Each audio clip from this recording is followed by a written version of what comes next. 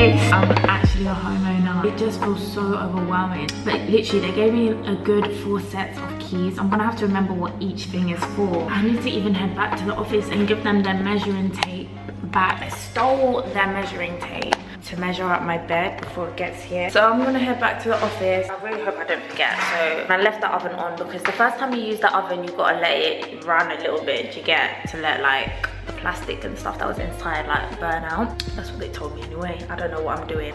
Junior has arrived. The first time seeing the place, Sam. What are you thinking? You're ridiculous. Shut up. Let's not do this.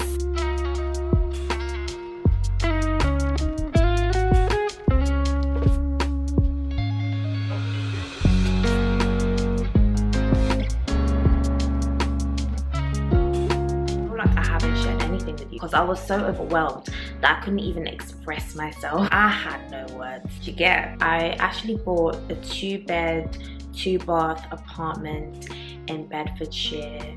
So it's outside of London. I've lived outside of London my whole life, so that's not an issue for me. And it is a new build apartment. I know how some people feel about new builds, but for a babe like me, buying her first property, it's the perfect size. It was the perfect setup for me. The property itself is not perfect. It's not like everything I ever dreamed of, but it's a foot on the ladder. Like, it's a start, and it's the perfect start for me. I can definitely work with this. One thing I did realize is that I never gave you a tour. My little sis, she did film the apartment. I'm gonna show you that, but when you guys are looking around, just bear in mind that this place is not how I would like it right now. I still need to do some finishings, like in the bathrooms. I still want to extend the tiling to the ceiling and stuff. So there are certain things, even though it's a new build and you can select things before you move in, there were certain things where I missed the cutoff point, so I couldn't request it.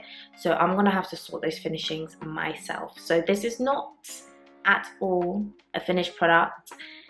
And a lot of the time when you do get your first property, it's not the finished product. Like, you kind of work with it to get it to your taste. It's gonna be so fun to just do this place up and transform it to what I would like it to be. I am very mindful as well that I do want this place to be an asset, so I don't want it to be a liability and I'm just spending so much money on this place for something that is not my final destination. This is not my final home, but I do want to make it somewhat comfortable for me to live in for the short term. I've always wanted to spend some time living by myself, so if not now, then when? Maybe in future I will take on a tenant whilst this is still a residential mortgage, because there is the argument that a home can just become a liability if you are solely living in it.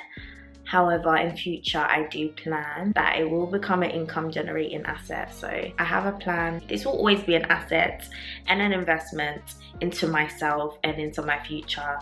So I'm not worried about that. I wanted to buy my first property really early. And obviously last year when I was 24, I chose to rent instead. I didn't feel that I was ready to own my own property. And I don't regret that experience. I'm glad I did it. But yeah, I guess like while I was renting, my mentality really did switch and I realized that I can actually do this. Like, I can actually get my own place. I'm not gonna get emotional. I feel so blessed to be able to start this journey just minutes away from my family home. Like, it just allowed me to be somewhat comfortable and somewhat ready to take this on, knowing that I'm not so far away from my family and friends. Like, I'm an independent babe to a certain extent. I'm not solely an independent woman. I'm a baby girl with a mortgage, but still a baby girl. But anyway, I'm off to bed now. Make sure you subscribe, give me a like, give me a comment. I can't wait to share this whole journey with you. But thank you again so much for watching, and I'll catch you all in my next video. Bye guys.